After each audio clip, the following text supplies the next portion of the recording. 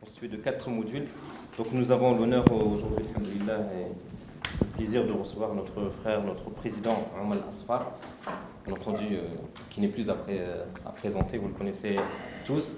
Donc, Inch'Allah ta'ala, il interviendra dans le cadre de sous-modules, je pense 5 à 6 fois dans l'année, Inch'Allah ta'ala, autour des points qui sont évoqués dans le sous-module 4.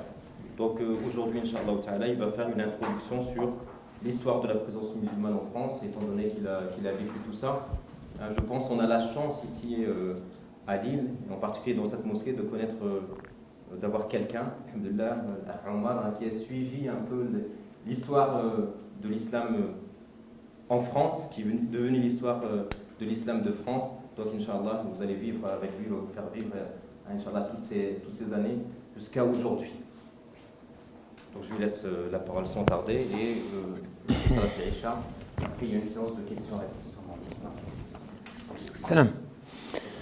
Bismillah wa salatu wa salam ala rasulillah.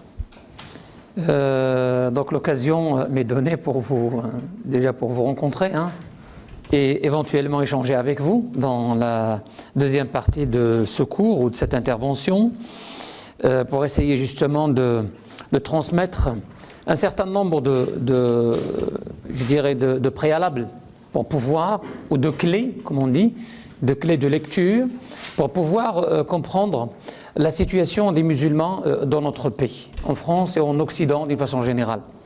Et puis comprendre surtout ce concept qui est l'islam de France. Tout un débat autour de l'islam de France. Avons-nous raison de parler de l'islam de France? Donc c'est comme si l'islam est pluriel. Donc parce que qui dit l'islam de France dit toujours donc l'islam peut-être du Maroc, de l'Algérie, du Moyen-Orient, etc. Où cette terminologie, il véhicule plutôt une lecture et non pas la religion elle-même.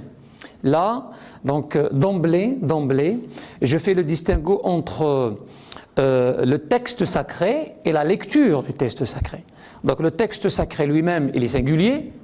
On ne peut pas concevoir un texte pluriel, on ne peut pas concevoir des fondements qui sont à l'origine immuables de cette religion. Sinon, donc, il y a un problème dans la révélation elle-même. Donc, Dieu a révélé plusieurs religions, et non pas une seule. Quoique, nous les musulmans, en matière de foi, nous croyons qu'il y a une seule foi, tout en admettant plusieurs lois. Moïse était musulman, mais il avait une loi propre à lui. Jésus était musulman, en matière de foi je parle, mais il avait une loi, parce que la loi, toute loi, elle est fonction de l'environnement, du contexte historique, du contexte géographique, donc le lieu, le temps, l'environnement, la mentalité qui suit l'évolution du temps, il diffère d'un milieu à un autre. Par contre, la foi ne peut pas différer. Donc Adam, qui était à l'origine musulman et prophète, croyait, il avait la même foi que nous avons aujourd'hui.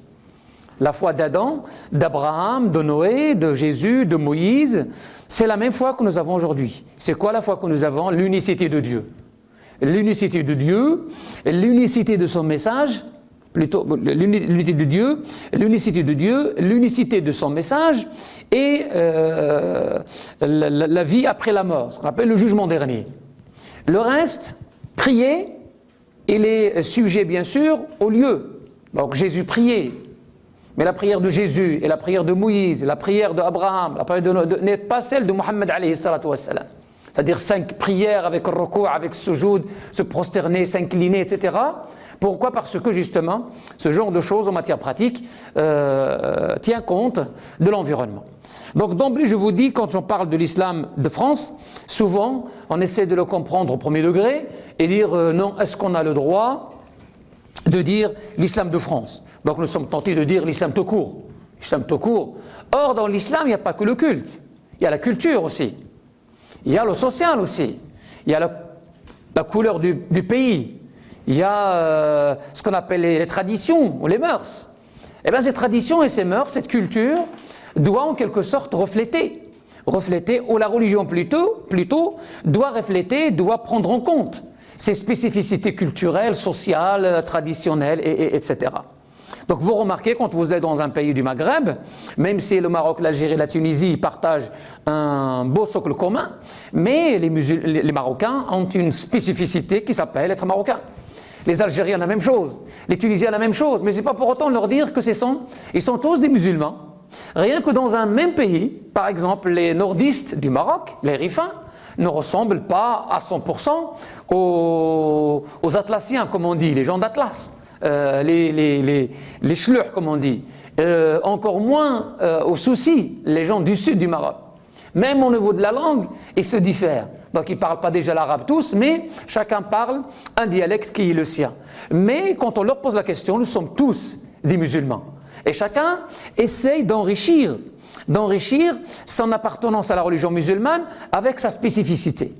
Donc l'islam qui est à l'origine singulier devient, donc, sur le plan de la conception, sur le plan des fondements, il est le même, on se réfère tous aux 5 piliers de l'islam, on n'invente rien, on se réfère tous aux 6 piliers de la foi, on n'invente rien, mais on enrichit en matière de la pratique, là la pratique elle est plurielle, en matière de la pratique, en matière de la religiosité. Il y a religion et religiosité. Religion en matière de concept, elle est là, elle est universelle, mais la religiosité, c'est-à-dire la confrontation de la personne au texte, là, il ne peut qu'être pluriel. Parce que qui dit confrontation de l'être humain au texte, c'est qu'il essaie de comprendre ce texte-là. Et bien moi, en tant que personne, je comprends ce que je peux comprendre en fonction de ma capacité intellectuelle, en fonction des outils que j'ai, en fonction de ma performance, en fonction de ce que permet le milieu. D'autres personnes, dans un autre milieu, tout en étant dans le même temps, ou voire dans un autre siècle, peuvent retirer, peuvent apprendre, ou peuvent tout court faire dire au texte en matière de sens ce que les autres ne peuvent pas. Parce que là, il y a ce qu'on appelle l'intelligence, la capacité à exploiter le sens du texte, là, donc diffère d'une personne à une autre. Et ce qui fait la richesse de la religion musulmane, justement, cette confrontation donnée à l'homme. Dieu pouvait nous envoyer et le texte et l'interprétation du texte. Mais il ne l'a pas fait. Il ne l'a pas fait. Sinon, s'il l'a fait, ce n'est pas la peine qu'il aurait mis à la tête de chacun d'entre nous un cerveau, une raison, une capacité à discerner. Donc il nous a envoyé le texte lui-même et puis il a laissé l'interprétation du texte à l'effort humain. Et les musulmans, ce qu'on appelle les exégètes du Coran, disent que tout sens que peut concevoir, que peut admettre la langue arabe, c'est le sens que Dieu a voulu à travers le texte. C'est-à-dire qu'il suffit d'avoir la langue arabe, ce n'est pas parler l'arabe. Il y a avoir les instruments, les outils nécessaires, être fort, balèze en langue arabe, et bien vous avez le droit à ce moment-là d'interpréter le Coran. C'est-à-dire que le Coran, du moment que Allah subhanahu wa ta'ala a envoyé la révélation par la langue arabe, du moment que vous êtes un spécialiste de la langue arabe, allez-y, lisez le texte, et ce que vous tirez comme enseignement, c'est ce que veut dire le texte. Nous comprendrons donc comment les savants, il y a un savant qui dit que c'est haram, d'autres il dit c'est halal, l'autre il dit c'est recommandé, l'autre il dit qu'il est fortement recommandé, l'autre il dit que mustahab, l'autre il dit que makruh. Notamment tout l'héritage jurisprudentiel de ce qu'on appelle al-fiqh dans la langue, dans la religion musulmane. Donc concernant l'islam de France, l'islam en France, l'islam français, moi peu importe. Je l'appelle en fonction de mon auditoire, j'utilise la définition que je veux. Du moment que pour moi l'islam est unique, et la lecture est plurielle. Donc je l'appellerai, si ça vous chante de vous dire l'islam français, je dirai l'islam français. Si vous aimez, vous êtes trop des nationalistes chevronnés, je vous dirai l'islam tricolore. Ça ne me pose aucun problème. C'est-à-dire du moment, tout ça, ça veut dire pour moi l'islam conjugué au présent. Voilà, tout simplement. Mais si on vient me dire, mais vous n'avez pas raison, raison de dire ça parce que l'islam il est un, l'islam est universel, c'est comme si on fait abstraction de beaucoup de choses. La relation entre la France et l'islam, ou plutôt l'islam de France, ce n'est pas à un moment donné je ne sais pas, un savant ou un politique ou un militant associatif, il s'est réveillé un beau jour et il dit tiens, hop, appelons ça Islam de France. L'Islam de France ne s'est pas décrété. Il n'y a pas comme ça, tac, on dit que c'est une évolution, c'est un cheminement à travers beaucoup d'étapes. On ne pensait pas, nous qui étions là il y a une trentaine d'années, on ne pensait jamais déjà rester ici. Nous, on n'est pas le produit. Moi, je ne suis pas né ici. Moi, je n'ai jamais pensé. J'ai épousé ce contexte. J'ai aimé ce pays. Mais je ne suis pas né dans ce pays. C'est-à-dire que je ne suis pas contraint de l'aimer par défaut parce que je n'ai pas d'autre pays. Non, non, j'ai un pays d'origine. Moi, je suis venu à l'âge de 19 ans. Donc, j'avais le choix de venir ou de ne pas venir. Et je suis venu, je pense que nous sommes toute une frange de la société. Nous avons choisi de venir faire des études dans ce pays. Bon, il y a une communauté qui n'a pas choisi, ou une partie de la communauté, peut-être vous, qui êtes né ici, ou donc vous n'avez connu que ce pays. Quand on vous envoie vos origines, vous avez envie de rigoler, de dire que bon, mes origines, mais ils sont françaises. Peut-être les origines de mes parents, de mes grands-parents, mais pour moi, mes origines ne sont pas françaises. Et nous sommes une bonne partie de la communauté musulmane, ce que j'emprunte à Jocelyne Césari, une sociologue, et beaucoup d'autres utilisent ce concept, nous sommes les traits d'union, en quelque sorte, les interfaces. Nous avons vécu une période de l'islam en France, c'est-à-dire l'islam importé, l'islam prêt à partir. Dans les années 80, on pensait partir un jour. On n'a jamais pensé faire des... C'est pour cela que quand vous rencontrez des petites salles de prière qui datent des années 80, ayez un peu de pitié et soyez un peu indulgents et comprenez le contexte dans lequel les gens ont réfléchi, ont pensé à ouvrir ces lieux. Et ne leur faites pas de procès. Qu'est-ce que c'est que ces garages? Qu'est-ce que c'est que ces caves? Qu'est-ce que c'est que ces lieux délabrés? Parce que les gens à l'époque, ils n'étaient pas faits pour rester ici. Et d'ailleurs, leur statut, leur façon de vivre, et je viendrai placer quelques mots concernant les traits caractéristiques de chaque phase. Donc, l'islam de France, ce n'est pas quelque chose qui s'est décrété un jour, mais c'est une évolution, un cheminement qui a commencé par deux phases et puis s'est concrétisé en une troisième phase. Donc je vais, Inch'Allah, passer comme ça par trois phases. La première, ce que j'appelle moi la phase des musulmans en France. Je ne parle pas d'islam encore. Je ne parle pas de quelque chose structuré qui s'appelle l'islam. Je parle de personnes physiques. Ils sont musulmans, notamment traditionnellement musulmans. Ils ne priaient pas pour la plupart d'entre eux. Ils ne mangeaient pas le halal pour la plupart d'entre eux parce que les boucheries halal, c'est les années 90. C'est même pas dans les années 80 quand on était là. Rares ceux qui vendaient le halal. Et on ne se posait pas de questions. On n'embêtait pas la société. On n'effrayait pas le bourgeois. Donc Le Pen ne parlait pas de nous, parce qu'il n'existait pas déjà, les politiques ne parlaient pas de nous, les partis politiques, à la limite, ils ne réservaient même pas une plage dans leur discours, parlons pas des mass médias, on ne parle pas de nous. Donc si vous lisez les coupures de presse des années 80, personne ne parlait de nous, et on était complètement absents. Donc ça arrangeait tout le monde. Ça arrangeait tout le monde, des personnes physiques, des forces de travail, le fameux W en économie. Donc on était réduit à une force de travail. Alors, il n'y avait pas encore des intellectuels, il n'y avait pas encore d'étudiants. Je parle de juste après la Deuxième Guerre mondiale et jusqu'à mi-70, c'est-à-dire 75-76. Durant ce qu'on appelle les 30 années glorieuses en économie. Les 30 glorieuses sur le plan économique, sur le plan de la vie, il n'y avait rien de glorieux, il y avait la misère. Tout le monde travaillait, mais il y avait la misère. Personne ne chômait à l'époque. Et aujourd'hui, les gens sont au chômage, mais pourtant il y a quand même le bien-être. Les gens mangent à leur faim quand même, et là, ils ont droit encore au dessert, au fromage, au café, quoique il y a une crise qui s'annonce et qui court, qui arrive en courant. Mais le fameux d'équilibre de la loi du marché, l'offre se rencontre avec la demande, le plein emploi, tout le monde travaillait, mais les salaires demandaient à ceux qui travaillent dans ces périodes-là, dans les années 70, vous dire qu'on gagnait 300 francs. Si vous avez encore le franc en tête, 300 francs par mois, 400 francs par mois. Or aujourd'hui, les gens ne sont pas dans cette situation. La première phase, donc je l'appelle la phase des musulmans en France. Une présence physique sans aucune référence à une mosquée ou à une association, il n'y avait pas d'association. Ni un lieu de culte, ni une école, ni rien du tout. Des personnes qui circulent. Et pour la plupart d'entre eux, ils étaient des célibataires.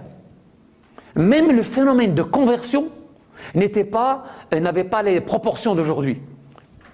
Rare, très rare, qu'on rencontrait, entre guillemets, un blanc qui se dit musulman. C'est-à-dire une convertie ou un converti. Rare, très rare. Ça, c'est l'émanation.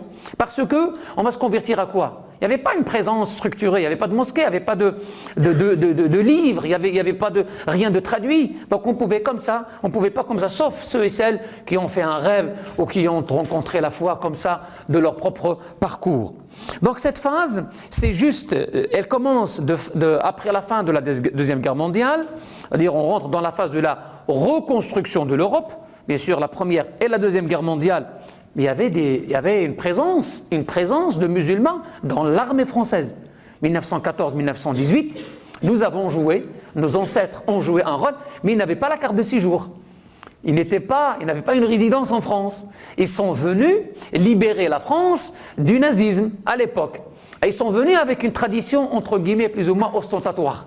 Quand je vois le portrait d'un soldat goumi, c'est-à-dire marocain, au harki, algérien, au sénégalais, les tirailleurs sénégalais, ils étaient habillés à la traditionnelle, mais ils ne posaient pas de problème.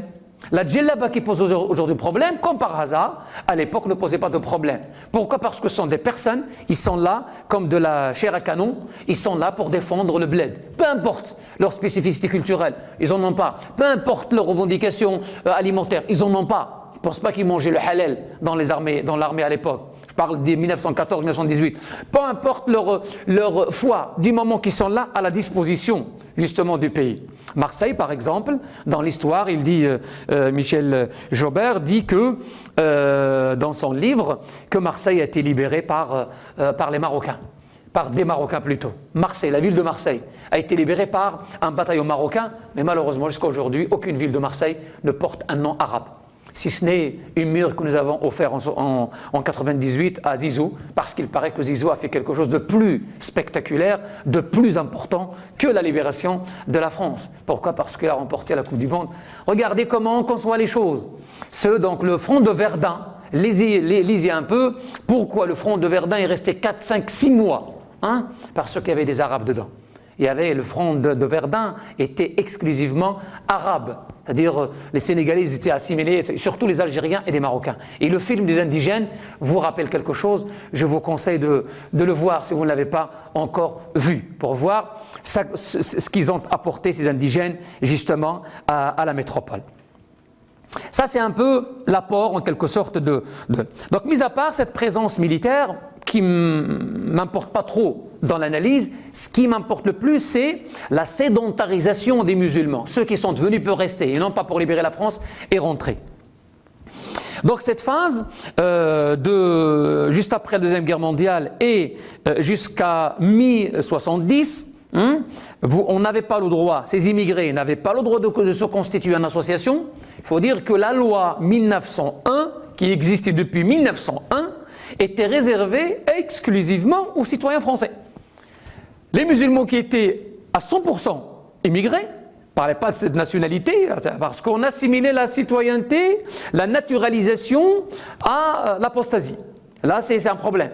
D'ailleurs, même les années 80, celui qui se naturalisait, dans le jargon arabe, on dit « Ara Touriza ». C'est quoi Touriza? C'est-à-dire il est devenu un impie, il est devenu un non-musulman. Donc on assimilait la citoyenneté, alors que la citoyenneté c'est l'adhésion à des valeurs de la République, qui mettent de côté tout ce qui est religieux, la séparation notamment. Donc 1901, tout en étant une loi antérieure à la présence des musulmans dans ce pays, mais le droit de s'associer, de créer une association régie par 1901, n'était autorisé, n'était permis que pour les citoyens français. Pour cela que la plupart de ce que j'appelle à moi le boom associatif, la plupart des associations que vous rencontrez, c'est à 99%, c'est l'émanation de l'après 1981, c'est-à-dire l'accès de la gauche au pouvoir. Mitterrand, c'est lui qui a autorisé justement à l'époque notre maire, l'ancien maire de Lille, Pierre Mauroy, c'est lui qui était à l'origine de beaucoup de choses quand il a pris justement le poste de Premier ministre. Ça, c'est la première phase. Cette première phase était caractérisée par un certain nombre de caractéristiques. Donc on a appelé cette phase la phase des musulmans. On ne parle pas d'islam, hein. Personne ne parle d'islam, hein. Des musulmans en France, ou parfois je l'appelle moi la phase de la perdition, la phase de l'égarement. Les gens étaient complètement perdus, complètement égarés. Les caractéristiques de cette phase, c'est 1. L'absence de toute structure musulmane, absence de mosquée, d'école, de rien du tout, voilà. Un islam assimilé aux immigrés. C'est cela que ceux qui parlent aujourd'hui, notamment Le Pen, quand il parle de l'immigration et tout de suite il parle de l'islam, alors attention, vous parlez de quelle phase? Si vous voulez parler de la phase d'avant 75, nous vous l'accordons. Islam égale immigration. Mais aujourd'hui, les musulmans, quand même, depuis 75 aujourd'hui, ça fait 36 ans, quand même, ils se sont transformés, ils ont aimé ce pays, ils disent que nous sommes des Français, ils donnent des conférences en français dans une mosquée, ils prêchent en français, ils projettent leur vie ici en français. Tout ça, c'est une évolution. Ils n'ont pas choisi, pour être franc avec vous. Je n'ai jamais pensé faire ce que je suis en train de faire aujourd'hui. Je n'ai jamais pensé être recteur de la mosquée, ni de Lille, ni de je ne sais pas quoi. Moi, j'ai été destiné à mes yeux, étudiant, décrocher un diplôme et rentrer dans ce pays d'origine. Point. Mais Rabbil Alamin, il faut autre chose. Le Seigneur fait de nous ce qu'il veut. Après, donc voilà, je suis devenu recteur, autorité morale, etc. Mais je suis un échantillon fortement représentatif de beaucoup de musulmans. Ils n'ont jamais pensé rester ici dans ce pays. Donc, une absence de toute structure musulmane, islam égale immigré, hein, et d'ailleurs, c'est tout à fait raison à l'époque, plus les musulmans, pour la plupart d'entre eux, ils étaient des célibataires, ils n'ont pas encore, alors ils n'osaient même pas ramener leurs épouses, parce que le célibataire est masculin. Il n'y avait pas une forte présence féminine. Les femmes, notamment les femmes mariées, les premières femmes qui ont mis leur pied sur le sol français, ce n'étaient pas des célibataires, ce n'étaient pas des jeunes filles. Les jeunes filles sont venues après avoir en quelque sorte sécurisé le contexte. Alors on autorisait à la femme de venir du pays d'origine pour venir suivre ses études. Moi je parle de la masse, hein. Il y avait des cas particuliers, mais de la masse. Donc l'homme c'était un homme, c'est-à-dire masculin, célibataire, immigré, mais il avait quand même une particularité d'être musulman. Voilà la phase un peu, et puis l'effacement de la sphère publique, complètement effacée, et on ne posait aucun problème. Aujourd'hui, dans le subconscience d'un certain nombre de décideurs, ils essaient de nous assimiler, hein, à cette phase. Ils disent, mais qu'est-ce qui s'est passé? Subitement, vous êtes sortis de la zone d'ombre et vous surgissez de nulle part. Parce que qui dit 75, 76, 77, 78, 79 surtout. Qu'est-ce que vous rappelez 79? La révolution iranienne. Et le Khomeini était là en France. Il a préparé sa révolution avec la complicité française. Il était dans le sud de Paris. Et bien on essaie d'expliquer, les sociologues français essaient d'expliquer tout ce renouveau, tout ce réveil musulman, la sortie d'une ère en quelque sorte de la perdition vers une ère de la présence de musulmans, et qui dérange plus ou moins la société en la bousculant. Nous voulons une place, nous voulons une langue d'origine, nous voulons des salles de prière. Enfin, on a essayé à l'époque, par préméditation, d'expliquer tout par un seul paramètre, qui est la révolution iranienne. Elle a joué, mais il n'y a pas que la révolution iranienne. Le temps lui-même a joué, le fameux T a joué. La révolution iranienne n'était pas à l'origine de cette transformation, mais ça a coïncidé. Alors on nous dit, voilà, donc c'est l'œuvre de la... On n'a jamais vu une fille voilée avant 79. Parce que là qu'en 89, j'arrive en 89, quand les deux filles de Creil ont mis un petit morceau de tissu sur leur tête, mais ils ont déclenché une tempête.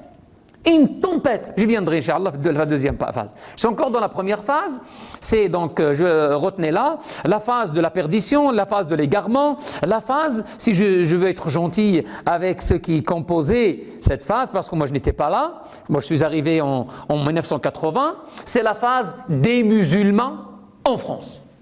Présence physique sans aucune référence religieuse, ni culturelle, ni identitaire. Deuxième phase, c'est la phase de l'islam en France. Ça, c'est justement fin 70, début 80. Là, je l'ai vécu. Donc, je peux vous parler des choses que j'ai vues. D'ailleurs, même si j'étais en 75, qu'est-ce que j'aurais vu? Rien. Parce qu'il n'y avait rien. Tout était... Donc, à la limite, même ceux qui parlaient de cette phase ne voyaient rien. Donc, c'est un peu des constats, des déductions, ni plus ni moins. Mais, fin 79, début 80, donc peut-être la coïncidence avec l'arrivée de la gauche au pouvoir, et puis la sortie de cette phase des musulmans physiques. Là, deux phénomènes sont apparus et ils ont joué un rôle majeur. Un, l'arrivée de la femme. Donc la femme, aujourd'hui en Tunisie, on crie au secours, la femme skina va être barricadée, on va l'enfermer, on va là, parce que ça y est, les islamistes, il arrive. La Libye, ça y est, on va appliquer la charia, donc on va lapider toutes les femmes, c'est comme si toutes les femmes sont lapidables, donc on reconnaît d'emblée qu'elles sont mauvaises. Subhanallah al-azim.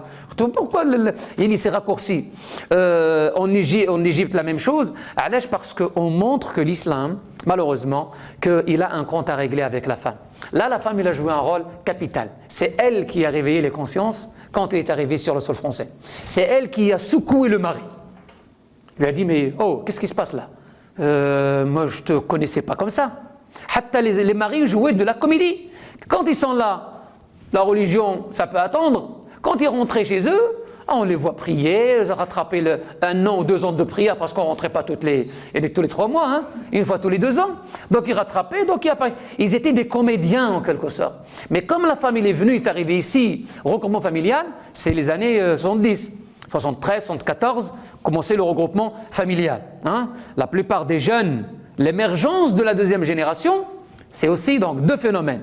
Un, l'arrivée de la femme, de l'épouse qui a interpellé le mari, et l'émergence ou la sortie de la deuxième génération. Donc rappelez-vous de la marche des beurs en 85-86, si vous étiez là, la marche de Lyon vers Paris. Tout ce phénomène-là, c'est notamment ces 2 phénomènes. L'émergence de la deuxième et l'apparition de la deuxième génération et l'arrivée de la femme, cette femme qui a permis à l'homme de se redresser et d'assumer ses responsabilités. Donc on lui doit à la femme et à l'enfant, la femme et l'enfant, on lui doit un peu, donc c'est lui qui a mis à l'ordre du jour, il a mis des priorités. Donc la référence à la religion, la référence à l'identité, la référence à la langue d'origine, fût-ce qu'il soit shilha. Du moment qu'on voit la maman, il dit que moi, il faut que mon enfant parle sa langue d'origine, qui est l'arabe. Alors subitement, une demande voit le jour. Une demande légitime concernant donc la création d'associations, on a dit 1981, l'ouverture de salles de prière, la plupart des salles de prière, ils datent de cette période, l'ouverture de petites salles d'enseignement et d'alphabétisation en langue d'origine. On commence aussi à se préoccuper de la nourriture halal. Donc on commence à dire les mêmes bouchers qui vendaient le haram commencent à se transformer, à se métamorphoser en bouchers de halal. Ils disent bon, de toute façon nous sommes des offreurs. Et l'offre en économie, l'offre suit la demande. Donc vous avez besoin de le halal, on vous vend le haram parce que vous n'étiez pas demandeur de le halal. Aujourd'hui vous êtes demandeur de le halal, et bien tout de suite on va aller. Et puis il y a une dynamique qui s'est installée dans les abattoirs, comment ça dérange l'Eid? Mais avant 75, qui parlait de l'Eid? Qui achetait, qui sacrifiait un mouton? Qui circulait avec un foulard? Qui priait dans la rue? On priait même pas chez soi, à la maison. Donc tous ces phénomènes-là sont apparus grâce à justement à 2 facteurs. la femme, et moi je lui tire, et d'ailleurs vous allez voir même dans la troisième phase, la femme encore va passer à la vitesse supérieure. Elle va devancer l'homme et va s'afficher en tant que citoyenne française. C'est la femme qui a affiché la citoyenneté avant l'homme. L'homme toujours est un calculateur. La femme, il ne calcule pas, il va droit. Il assume ses responsabilités et d'ailleurs c'est le courage féminin. Ce n'est pas parce que vous êtes majoritairement féminin, mais parce que je crois ce que je dis. Donc la deuxième phase, c'est donc fin 70 jusqu'à fin 80. Plus exactement 1989. 1989. 1989, qu'est-ce que ça nous rappelle? Ça nous rappelle la première affaire du foulard. Le collège de Creil, 2 Marocaines et 2 Turcs, qui ont un beau jour, collégiens, c'est-à-dire classe de 3e ou de 4e, hein, donc un beau jour, ils sont réveillés et sont allés à l'école avec leur foulard. Donc ils ont oublié d'enlever le foulard chez elles. Et cet oubli reflète un état d'esprit. C'est que maintenant, il ne m'est plus permis de me cacher. Je veux ressembler, je veux être moi-même à la maison et en dehors de la maison.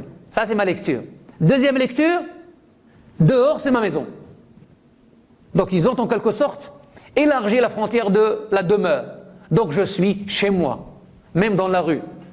Je ne vais pas ôter, je ne vais pas dire que non, ça c'est à la maison. Donc, ils ont fait, et ça pour moi, c'est un signe, mais alors là, d'une réussite de l'intégration. Or, pour un certain nombre de sociologues, notamment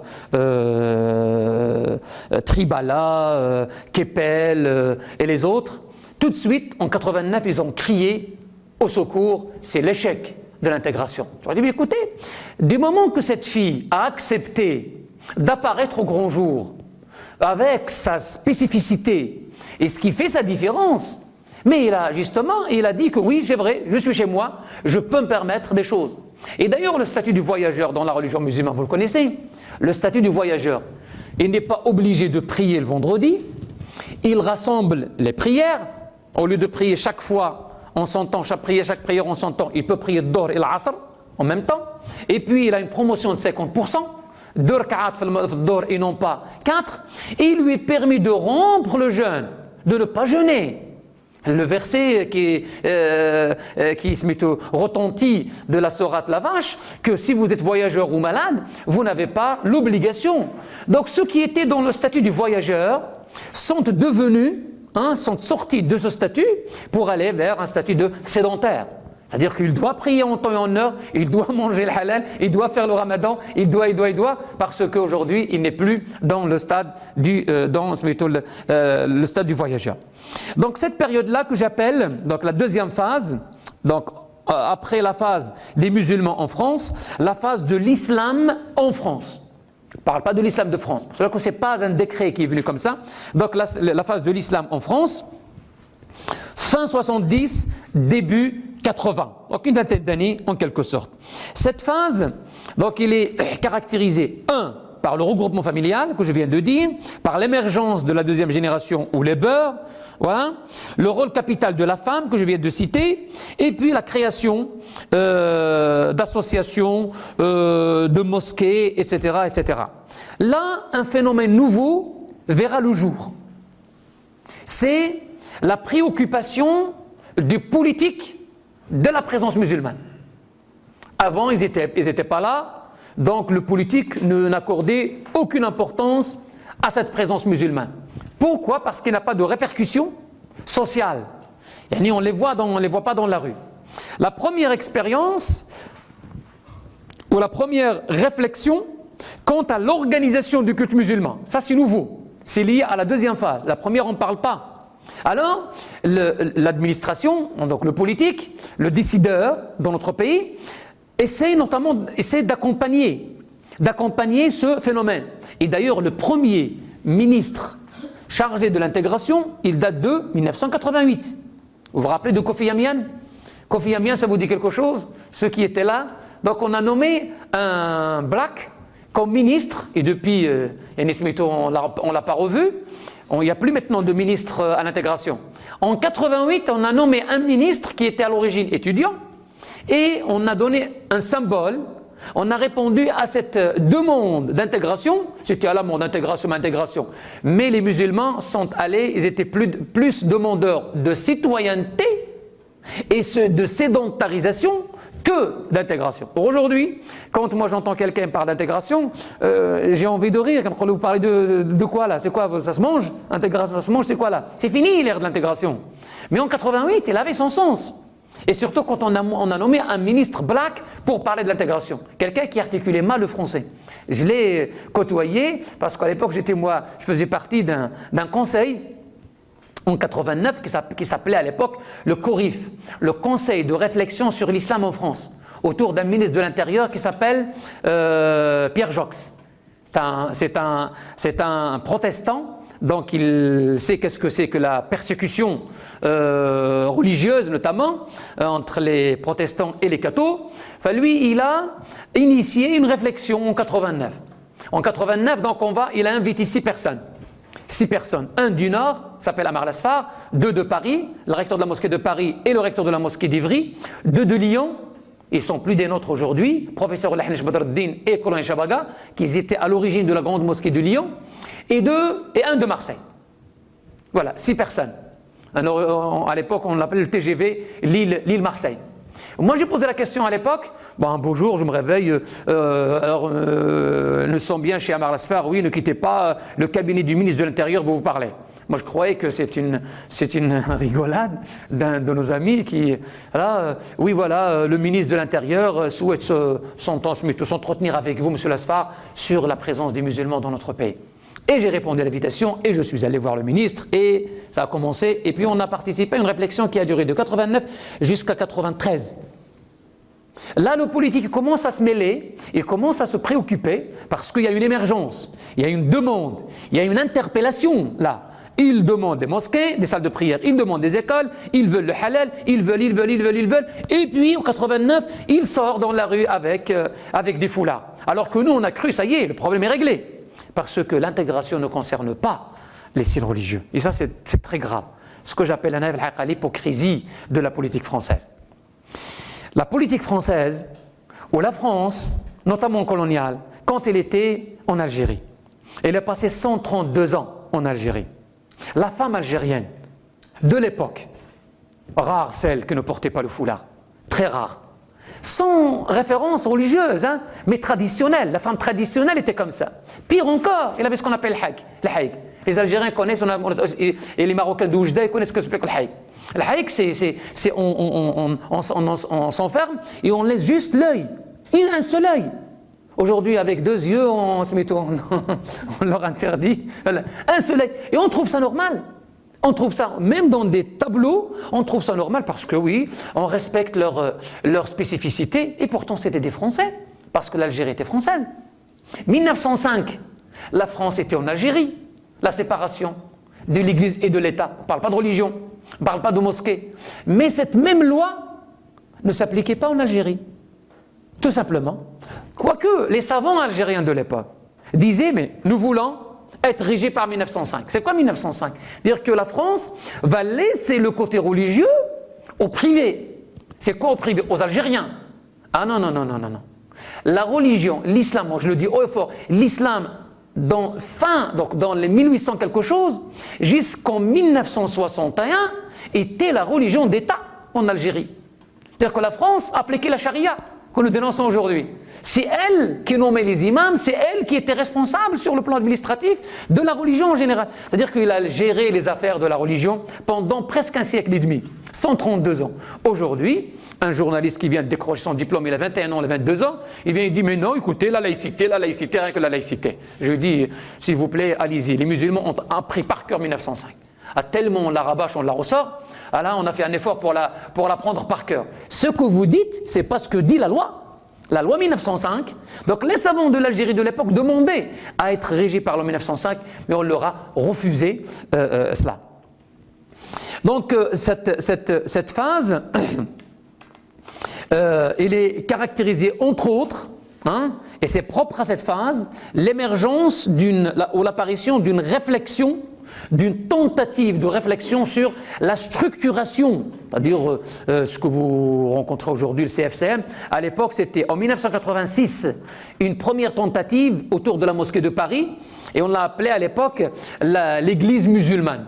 Un projet qui s'appelle l'église musulmane autour de la mosquée de Paris. On veut faire de la mosquée de Paris le Vatican. C'est-à-dire on voulait calquer l'organisation du culte catholique et se calquer et faire quelque chose qui représente, parce que ça réussit.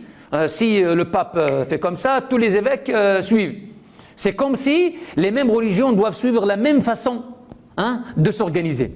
À l'époque, c'était Bruno Etienne, qui était l'architecte, il n'est plus des nôtres, d'Aix-Marseille, et c'est un politologue. Vous remarquerez que la plupart de ceux qui se mêlent de la religion sont des politologues, et non pas des théologiens, ni des sociologues de la religion notamment. C'est des spécialistes de la politique.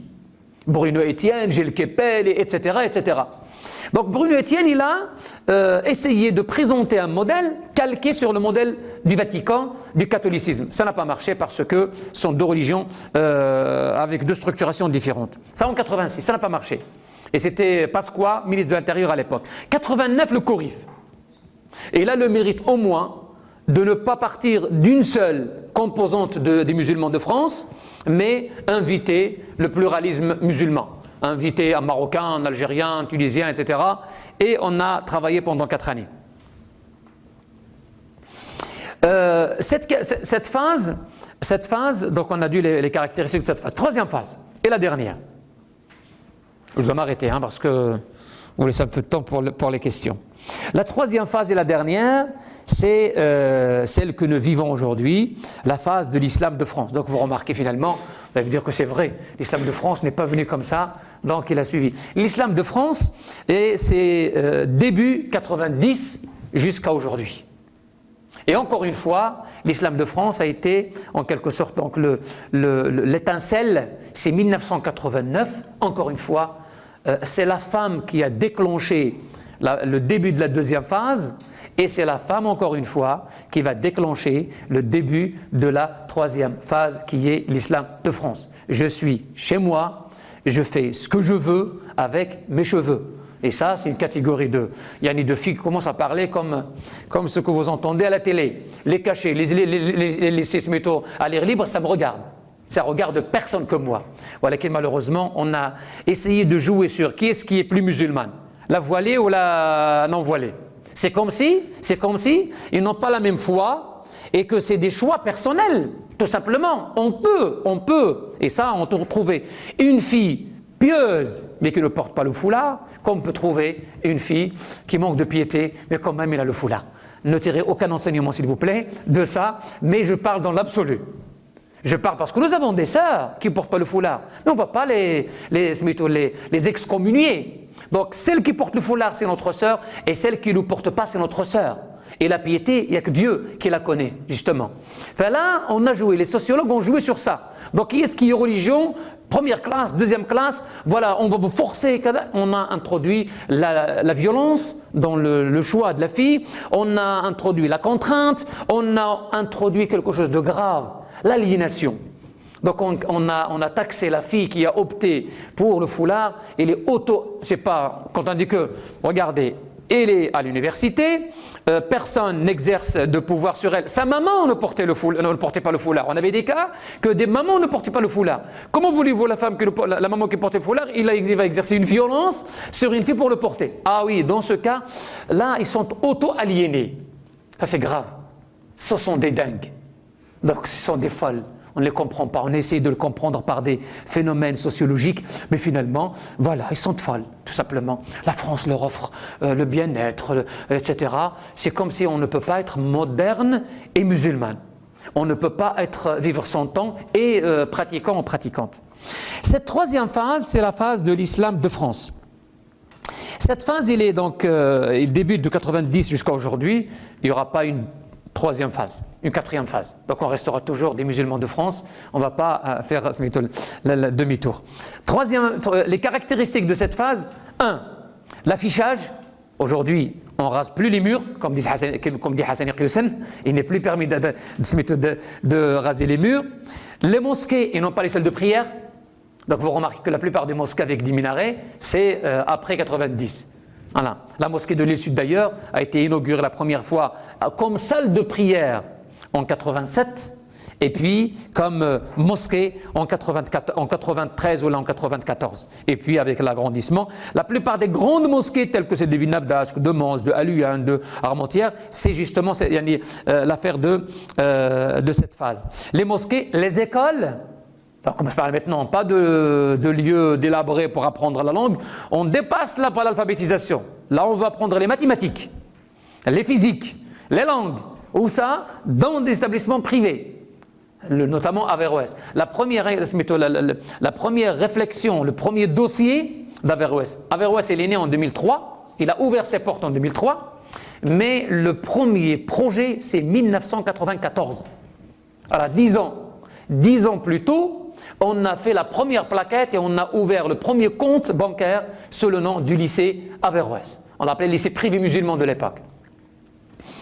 L'occupation de l'espace public, voire même prier dedans, tellement comme vous avez vécu cette année la prière dans les rues, il est fortement recommandé aux musulmans de ne pas prier dans la rue. Le prophète nous a dit, attention, ne restez pas dans les rues, c'est-à-dire ne bloquez pas la circulation. Déjà le fait de s'asseoir dans la rue, il vous est interdit de s'asseoir dans la rue. Parce que vous empêchez la circulation. Et on a un compagnon de lui dire, ici on n'a pas le choix. Parce que dans nos bleds, même ici, les terrasses, ils sont plein rue. Donc les gens, ceux qui veulent marcher sur le trottoir, surtout l'été, il faut qu'ils disent aux gens, laissez-moi passer. Donc on occupe avec des chaises et des tables. Mais si on n'a pas le choix, et le prophète il a dit, si vous n'avez pas le choix, donnez à la rue ce qui lui revient de droit. Donnez à la rue ce qui lui revient de droit. C'est quoi le 1. Répondez au salam. Donc à chaque fois qu'on vous dit salam alaikum, vous devez répondre. C'est-à-dire que le gars qui vient, il voit non pas des personnes figées, mais de l'interaction en quelque sorte.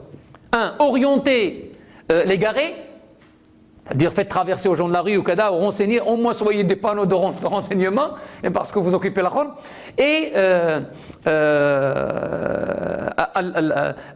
ordonner le bien et interdire le mal. 4. Baissez votre regard. Baissez votre regard, pas forcément des garçons vers les filles ou les filles vers les garçons. C'est-à-dire que ne vous mêlez pas trop de la vie privée des gens. C'est-à-dire il y a un peu de discrétion en quelque sorte, ne soyez pas trop indiscret vis-à-vis des gens. Si vous appliquez ça, vous pouvez rester dans la rue. Il est difficile d'occuper la rue. Eh bien aujourd'hui les musulmans dépassent de loin ça, ils prient dans la rue. Alash, il leur est déconseillé de prier dans la rue, mais ils n'ont pas de place dans les mosquées, notamment dans la région parisienne. Au lieu de dire pourquoi vous priez dans la rue, ouvrez-leur des salles de prière. Et ma lecture, moi, de ça, mais je dis encore une fois, c'est une réussite de l'intégration. C'est-à-dire que nous avons accepté de prier Dieu dans la rue. On va bénir la rue. On ne va pas la salir, on va la bénir. Qui dit prière dans la rue, je vais mettre mon visage. Ce que j'ai de précieux, je vais mettre mon nez, mon front, et je vais dire Subhana Rabbil Azim sur le bitume. Vous croyez que je le fais par orgueil? Si on n'était pas des musulmans, qui accepterait de mettre son visage là par terre? Surtout une fille, Sakina, Dama, elle se maquille, se met chez elle, et il se fait belle, il va accepter de prier dans la rue. Eh bien parce qu'on le fait par modestie vis-à-vis de Allah subhanahu wa ta'ala. Donc ne lisez pas cette lecture que nous occupons la rue. Nous bénissons justement cette rue. Quoique, il nous est déconseillé de prier dans la rue. Quelles sont les caractéristiques de cette phase? Donc on a l'affichage, les mosquées, les écoles, l'occupation de l'espace public, la revendication sociale, culturelle et identitaire. On commence maintenant à dire c'est pas la peine de nous donner des leçons dans l'identité, dans la citoyenneté. Nous sommes des citoyens, nous assumons nos devoirs et nos prérogatives, mais comptez sur nous qu'on revendiquera tous nos droits, rien que nos droits bien sûr, mais on va occuper tout l'espace que nous offre généreusement, ça c'est mes propos, ce que nous offre généreusement la laïcité française. La laïcité est généreuse, mais les laïcs ne le sont pas. ou la leçon moins, en quelque sorte. Eh bien, nous occupons notre pays, nous sommes français, etc., etc. Et je termine sur ça. Le rôle de l'administration. La deuxième phase, il a côtoyé avec le CORIF et l'Église musulmane. Là, il va aller à la vitesse supérieure. C'est qu'il va nous inventer, en 1994, la charte du culte musulman.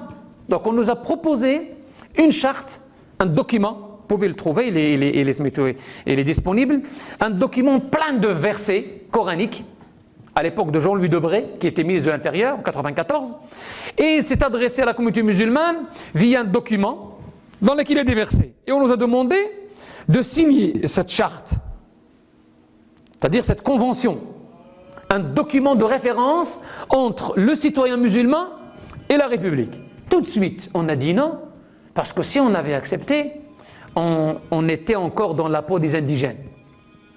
On leur a dit, le seul document qui s'impose, c'est la Constitution française, que nous avons tous ratifiée. Pas question de nous donner, à nous les musulmans, un autre document, autre que, sinon, des musulmans, des citoyens de la deuxième zone. Et en plus, de quel droit vous mettez des versets? La République ne connaît pas les versets. Je vais signer à côté des versets qui parlent de l'unité, qui parlent de l'union, qui parlent de la sincérité, qui parlent, etc. On leur a dit non, non, non, non. Nous avons signé un document qui s'appelle la Constitution et il s'applique à tout le monde. Le projet est tombé à l'eau. Deuxième projet, 1999, avec Jean-Pierre Chevènement. Vous avez remarqué, Pasqua, Jean-Louis Debré, Jox, Chevènement, Sarkozy. Ils ont un dénominateur commun, c'est quoi? Ils étaient tous des ministres de l'Intérieur. C'est-à-dire que le culte, il est géré par l'intérieur. Nous sommes dans un pays où le ministre de l'Intérieur, il gère l'intérieur, la police, et il gère aussi le culte. Donc nous avons connu deux expériences. L'expérience de la charte tout de suite qui est tombée à l'eau parce que en face du ministre, il y avait non pas des indigènes, mais des musulmans français. Et il s'affiche en tant que tel. Deuxièmement, donc en 1999, ce qu'on appelle l'istishara, la consultation. Et c'est la consultation qui nous a donné 4 ans plus tard, en 2003, le CFCM, le fameux CFCM, le Conseil français du culte musulman. Là, l'administration est passée à la vitesse supérieure. Parce qu'aujourd'hui, on ne parle plus de « on veut une place ». On parle de citoyens. On parle de revendication, on parle d'interpellation. On ne parle plus de nous donner des miettes. On parle de notre place, toute notre place. Et si j'ai à faire un petit dessin, donc on est passé par 5. Donc si on peut résumer un peu, schématiser cette troisième phase pour conclure, la phase de l'acceptation, la phase de l'intégration, la phase de la participation et de la contribution, notamment sociale, économique et politique, la phase du rayonnement, la 5e phase, pourquoi pas, la phase de l'influence. Nous aussi on peut influencer le déroulement de l'histoire. Nous réduire uniquement à une masse de consommateurs, c'est pas bien, c'est une atteinte en quelque sorte à ce que nous portons comme civilisation. Mais on a commencé par l'acceptation. L'acceptation de part et d'autre. De part et d'autre. C'est-à-dire, je vais juste, si tu permets que je dessine juste un petit dessin.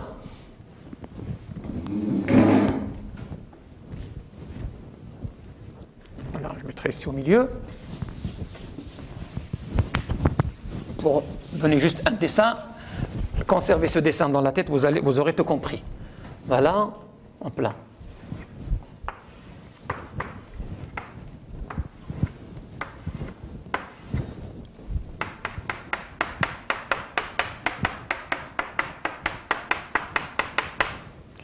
Première phase. L'appelez comment? La phase des musulmans en France. Aucun lien entre eux. Personne ne connaît personne. Le premier défi consiste à quoi? Que j'appelle l'acceptation. C'est-à-dire que ces personnes-là acceptent, ça c'est la France, c'est notre pays bien-aimé, acceptent d'entrer. Ils sont sur le sol. Ils ont passé 30 ans la phase de la perdition. Mais ils étaient là, ils ne connaissent pas la France. La France, elle est là-bas, nous sommes là. Là, il faut leur inculquer la culture de l'acceptation, qu'ils acceptent d'entrer sur le plan psychologique en France. Alors ils sont dedans, ils sont sur le sol, ils ne sont pas français. L'acceptation aussi bien pour les individus que pour la France elle-même. Elle accepte qu'aujourd'hui, des Français ne sont pas tous gauloises d'origine. Ils ne sont pas gaulois d'origine, ils sont... Ça, c'est la première phase. Ce que j'ai appelé Anaya, ce que j'ai marqué ici. Donc, une fois, là, c'est l'intégration. L'opération de l'acceptation réussie va déboucher sur l'intégration, l'insertion, avoir sa place. Deuxièmement, la participation. Bien sûr, d'ici à là, il y a la citoyenneté, parce que l'intégration elle débouche automatiquement. La participation. Troisième phase, c'est le rayonnement. Troisième phase, c'est ce que j'ai dit, l'influence. Ils ne sont pas nombreux ceux qui vont influencer le sort de le destin français. Mais là, ils étaient nombreux. C'est normal. Donc vous remarquez, on était là dans la phase de la perdition. Deuxième phase à l'opération, c'est deuxième phase, qui est celle de l'islam en France. À partir de là, c'est troisième phase, celle de l'islam en France. Vous allez me dire, où est-ce que nous sommes, nous, à l'instant T? Nous sommes là.